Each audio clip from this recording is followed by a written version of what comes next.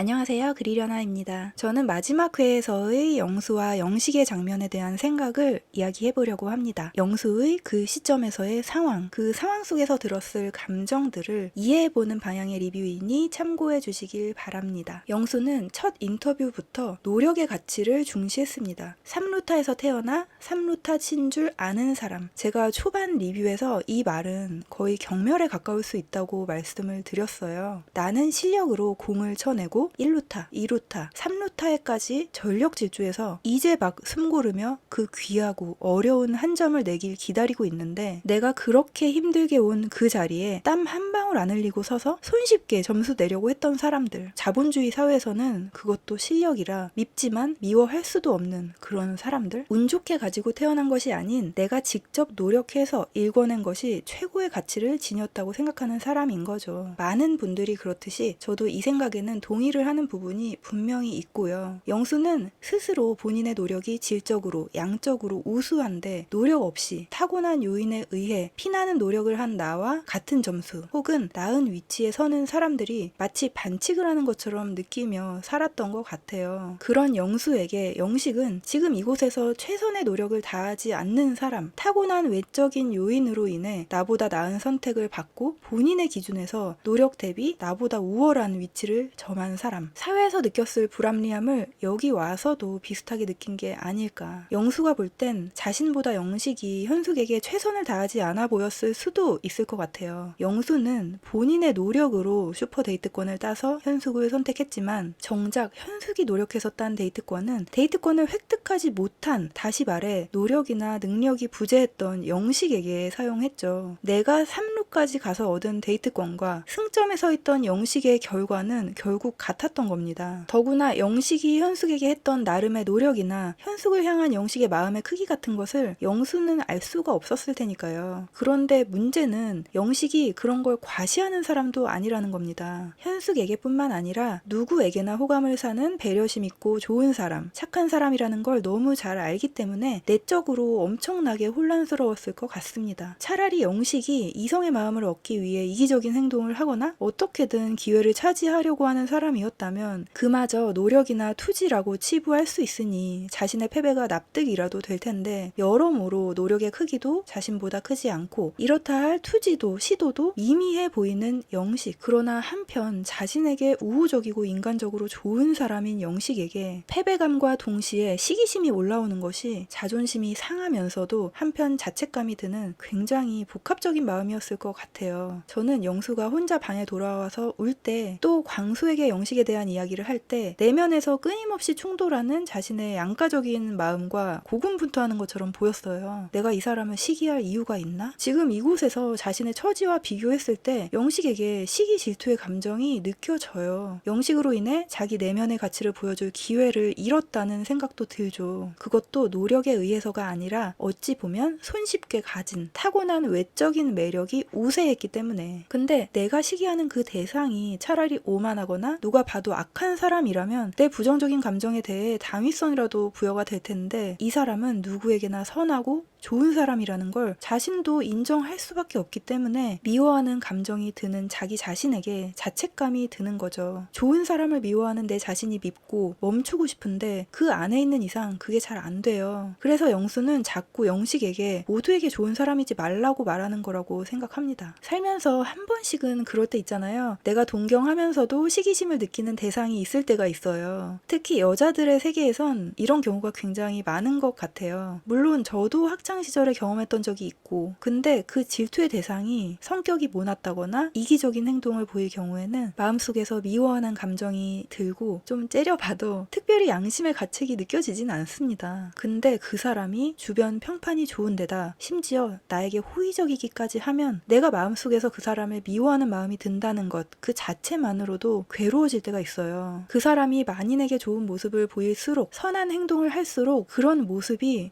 눈에 밟힙니다. 그러지 않았으면, 그냥 나쁜 사람이었으면 하는 생각마저 들어요. 왜냐면 내가 그 사람을 미워할 명분이 없어요. 그 사람이 가진 것을 그저 부러워하는 처량한 나만 남는 겁니다. 그러면 마음속으로 자꾸 부인을 하고 싶어져요. 나는 질투하는 게 아니야. 쟤는 나보다 공부도 못하고 그림도 나보다 못 그리는데 내가 질투할 이유가 하나도 없지. 저 친구가 저렇게 자기 실속 못 챙기고 누구에게나 좋은 사람 소리만 들으려고 하는 게 내가 안타까워서 그래. 내 마음속에서 나도 모르게 그 사람을 미워할 수밖에 없는 명분을 자꾸 찾으려고 해요. 저는 이 프로그램을 리뷰하기 위해 방송을 부분적으로 한 번 정도씩은 더 보는데 영수의 장면을 다시 보기가 좀 괴로웠거든요. 마음이 불편했던 이유는 제가 그 마음을 조금은 알아서였던 것 같습니다. 저는 영수가 이 프로그램에 나온 것이 경험을 쌓기 위한 이유도 있다고 말했는데 정말 많은 것을 느끼고 성찰하지 않았을까 하는 생각이 듭니다. 왜냐면 본인이 제일 잘 알 거예요. 나의 지나간 사소한 행동을 떠올리는 것만으로도 수치심이 밀려오잖아요. 이불킥이란 말이 괜히 있는 게 아니죠. 근데 그 자신의 모습을 내 눈으로 직접, 그것도 동료들과 함께 보는 것은 거의 심리적 고문이 아니었을까 하는 생각이 들더라고요. 영수님은 이미 가진 것도 많고 훌륭한 직업도 가졌고 이번 방송 출연을 계기로 본인을 돌아보면 훨씬 나은 사람이 될 거라고 저는 생각을 합니다. 자기의 문제점을 인지하게 되면 다른 건 몰라도 내가 인지한 그 해당 부분만큼은 필터가 생기게 되더라고요. 저는 개인적으로 속마음이나 가치관이 전혀 변하지 않는다 할지라도 행동이나 말에 획기적인 변화가 있다면 그 사람은 달라지는 거라고 생각해요. 물론 장기적인 변화를 위해선 엄청난 노력이 필요하고 노력하다 보면 내면의 변화가 따라오는 거라고도 생각하지만요. 왜냐면 저는 인간은 본래 선하지 않다고 생각합니다. 선한 행동을 주로 하는 영식이나 시기심을 드러냈던 영수나 내면은 크게 다르지 않다고 생각해요. 저는 내면은 선하지가 않은데 죽을 때까지 선하게 행동해야 하는 게 인간이라고 생각을 하거든요. 이렇게 생각을 하는 이유는 당연하게도 굉장히 주관적인 거지만 제가 그렇게 살고 있기 때문입니다. 제가 그렇기 때문에 남들도 그럴 거라고 생각해요. 저는 맛집을 갔는데 줄이 길면 새치기 하고 싶어요. 마음속으로는 맛있는 걸 빨리 먹고자 하는 그 1차원적인 본능이 마음속으로는 앞섭니다. 근데 그러면 남에게 피해를 주는 나쁜 행동이라고 사회적으로 약속돼 있으니까 참는 거예요. 그리고 가끔 미워서 막 때리고 욕하고 싶은 사람도 있어요. 마음속으로는. 근데 폭력이나 폭언은 나쁜 거라고 정해져 있잖아요. 그래서 참는 거예요. 인간이니까요. 동물이 남의 먹이를 뺏어 먹고 암컷을 차지하려고 물어뜯고 심지어 목숨을 빼앗아 먹이로 삼는 걸 보고 악하다고 하지 않잖아요. 오히려 그들의 세계에서는 강한 힘이 절대 가치일 겁니다. 근데 인간도 마음은 크게 다르지 않다고 저는 생각해요. 그래서 제가 필터링 없이 솔직한 게 장점이라고 말하는 사람을 싫어하는 겁니다. 제가 좀 세게 말해서 가식적인 사람 좋아한다고 한 적도 있잖아요. 본능을 감추고 마음에 없는 말도 할 줄 아는 게 전 인간이라고 생각하거든요. 물론 매사 진실성이 없는 사람을 말하는 건 아니고요. 그래서 인간만이 가진 마음을 드러냄과 숨김에 대한 고뇌가 있는 거겠죠. 저도 말실수를 하고 후회할 때가 참 많은데 이걸 잘 지켜내는 사람이 괜찮은 사람일 거라고 생각합니다. 자신을 끊임없이 돌아보고 역지사지를 많이 해봐야 그 기준을 지켜내는 기술이 생기는 거니까요. 시기심이나 질투도 너무 자연스럽게 올라오는 본능적인 감정 중에 하나죠. 이 감정 자체는 선도 아니고 악도 아니잖아요. 근데 그 감정이 향하는 대상이 너무 순수하고 착하면 내가 가진 이 감정이 악처럼 느껴집니다. 그래서 괴로워요. 이 감정을 드러낼 수 없기 때문에 해소도 되지 않습니다. 저는 영수가 학벌 같은 편협한 잣대로 급을 나누고 그런 것들을 말로 드러내는 모습을 보이는 건 분명히 개선해야 될 부분이라고 생각해요. 근데 그 안에서 느꼈을 외로움, 시기, 질투, 이것도 다르지 않구나 하며 들었을 절망감, 그 마음에 대한 뚜렷한 명분조차 없다는 자책감, 이런 마음에 대해서만큼은 상당 부분 이해가 되는 부분이 있었습니다. 반면 그런 영수를 대하는 영식의 반응도 저는